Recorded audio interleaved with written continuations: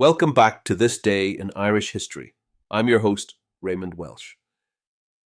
Today we turn our attention to a tragic event that unfolded on February 6th, 1782, in Dublin.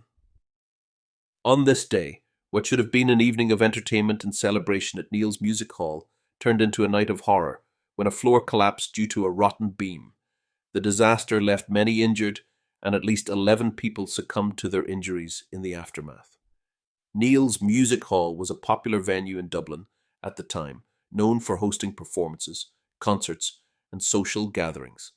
It was a place where the city's elite and ordinary citizens alike could enjoy the finest music of the era. However, beneath the hall's lively facade lay structural weaknesses that would soon prove fatal.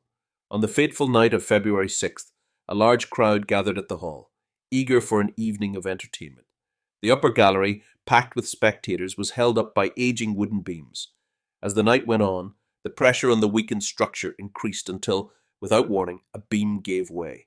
The floor beneath the audience splintered and collapsed, sending people plunging down in a cascade of wood, dust, and bodies. Panic set in as screams filled the air, and those on the ground floor scrambled to escape the falling debris. Rescue efforts were chaotic. In the absence of modern emergency services, it was left to bystanders, staff, and nearby residents to pull survivors from the wreckage. Many suffered serious injuries, broken bones, head wounds, and crushing trauma. The scene was one of devastation, with the once lively hall now resembling a battlefield of the wounded and dying. Medical care in the late 18th century was limited, and many of the injured had little hope of recovery.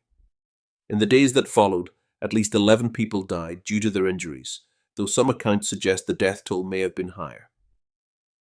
The tragedy sparked outrage in Dublin, as people questioned how such a structural failure could have been allowed to happen.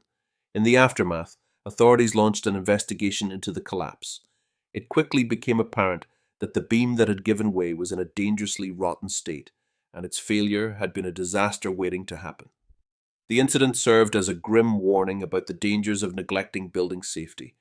But in an era before strict regulations, similar tragedies would continue to occur in the years that followed. The collapse of Neale's Music Hall was one of the deadliest structural failures in Dublin's history at the time. While it may not be as well remembered today as other historical disasters, it stands as a stark reminder of the hidden dangers that can lurk behind grand facades and the lives that can be lost when warnings go unheeded.